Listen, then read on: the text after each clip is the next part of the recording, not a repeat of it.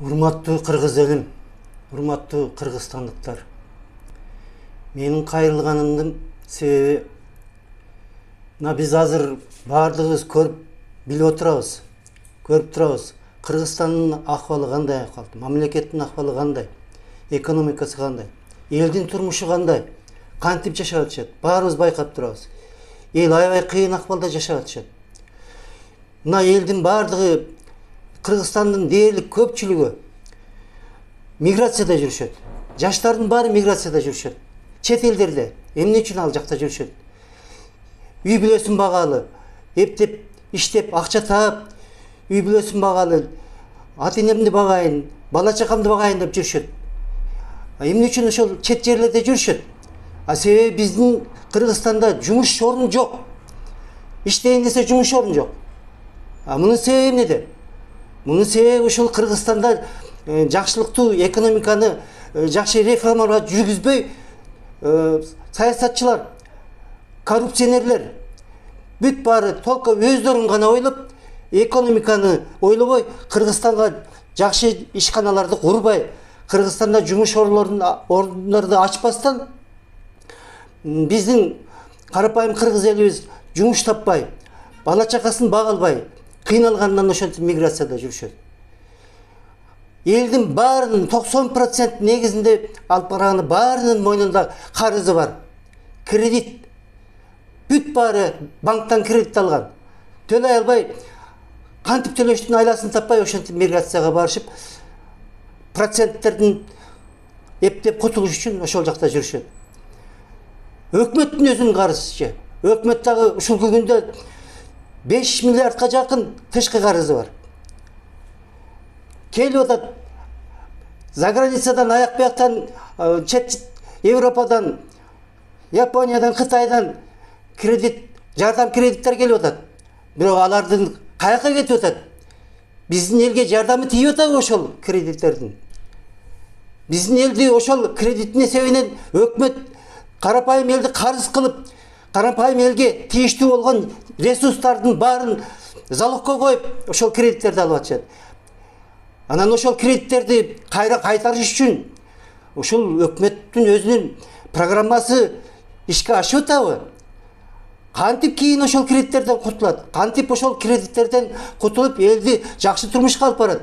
Азыр Кыргызстанда кандай жакшы өнөр жайлар курулуп атат? Жок.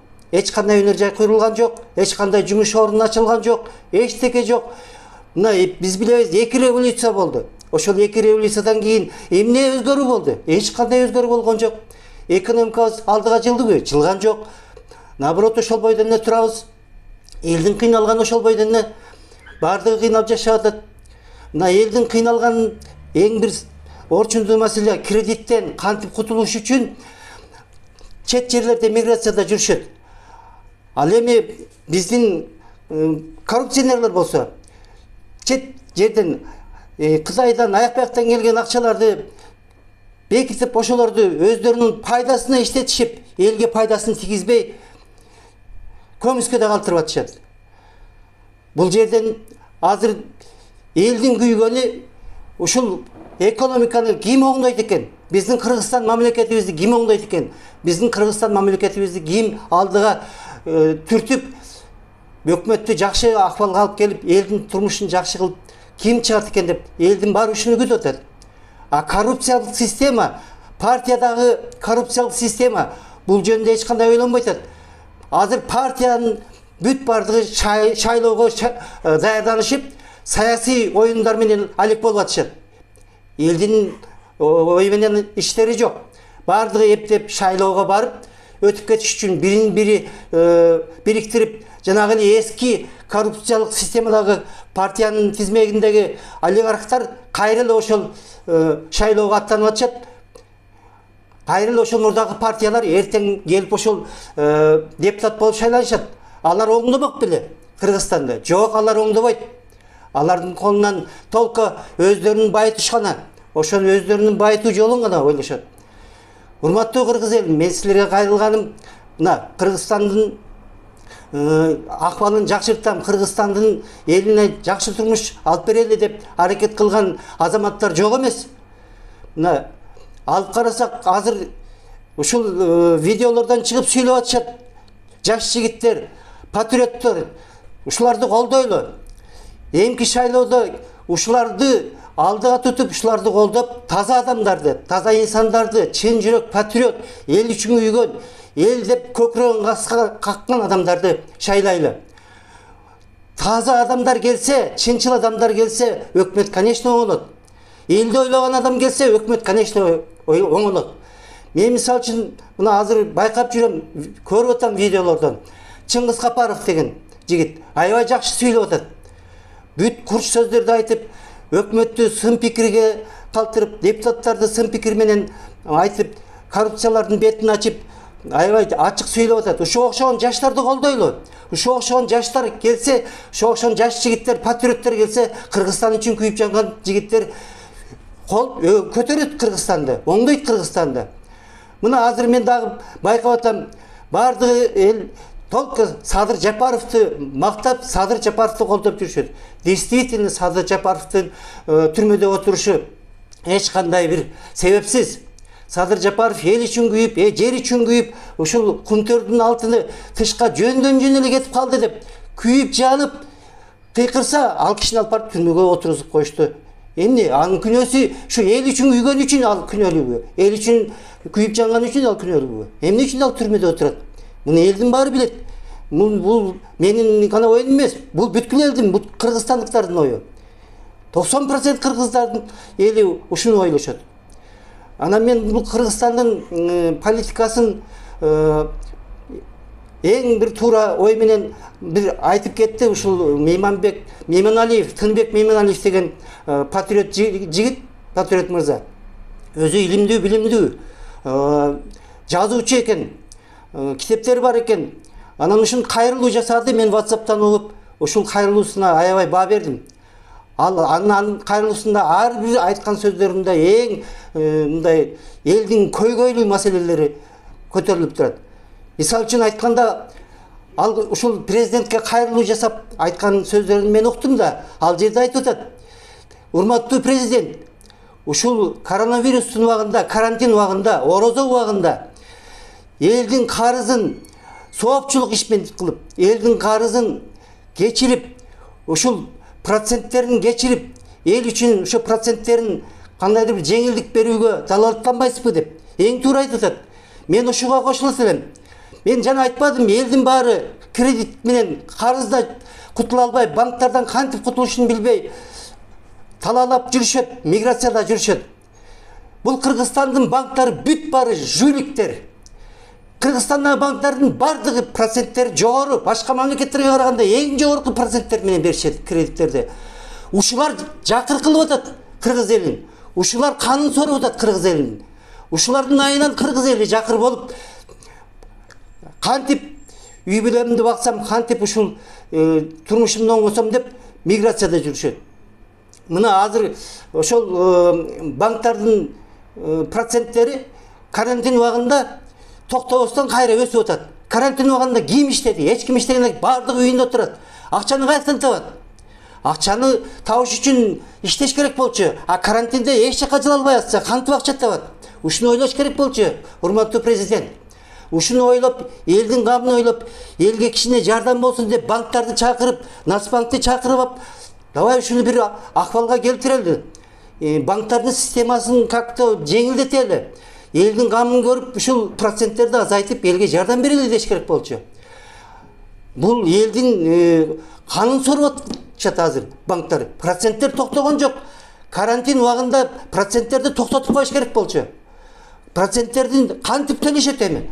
3 айлык, 4 айлык проценттерди жылдырып, кайра көбөйтүп, кийин төлөй турган кылып коюп атышат.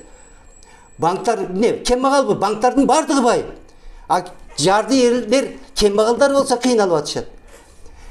Урматтуу президент, ушул маселени бир көңүл буруп койсоңуздар.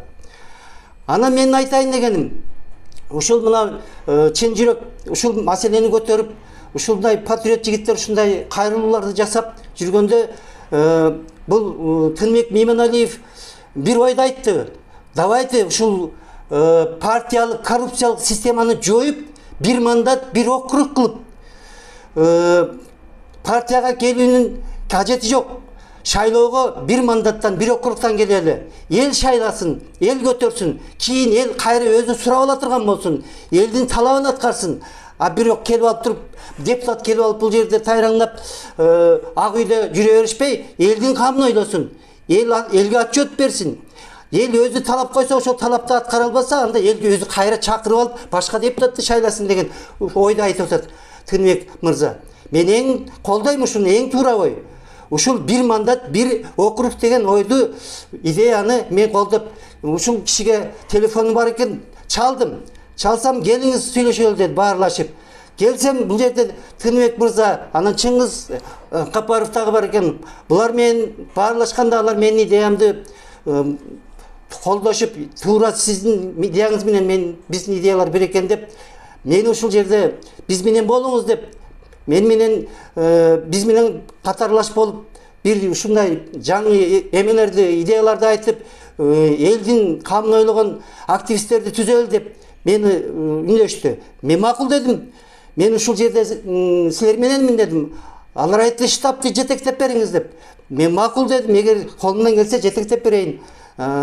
Ушул жакшынакай силердей патриот жигиттер менен, патриот уулдар менен иштешкенге даярмын. Мына Чыңгыз Капаровдай жакшы эр азамат, жаш жигиттерди колдоймун. Чыңгыз Капаров Кыргызстанда жаштардын бүткүл саясыл партиясынын лидери. Тыныбек Меймоналиев тең төрагасы. Булар ушул партияны эртең шайлоого алып баралы деп атышат. Шайлоодон утуп, ошол бул референдумду жанагы өткөрө албай аткан референдумду ушул шайлоонун ичине кирип алып, депутаттардын ичинен үн чыгарып, ошол референдумду өткөрөлү деп атышат. Референдумдун максаты эмне? Булар Тыныбек Меймоналиев ошол өзүнүн идеясын баштаганда, давайте референдум өткөрөлү. Референдумга 300 000 адамдан кол чогултуп туруп, партиялык системаны жоюп, конституцияга оңдоо киргизип, бир мандат, бир округ деген конституцияга оңдоо киргизели деген идеяны колдоду. Ошондо демилге топ түзүлдү.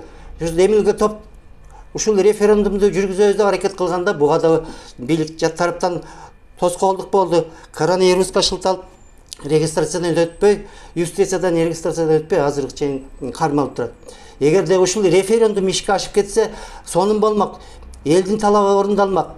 Анан мен дагы айтарым, кыргыз элим, ушундай жаш жигиттерди колдойлу. Чыңгыз Капаровдай жакшы сүйлөп, эл үчүн жанын берген, эл үчүн күйүнгөн адамдарды колдойлу.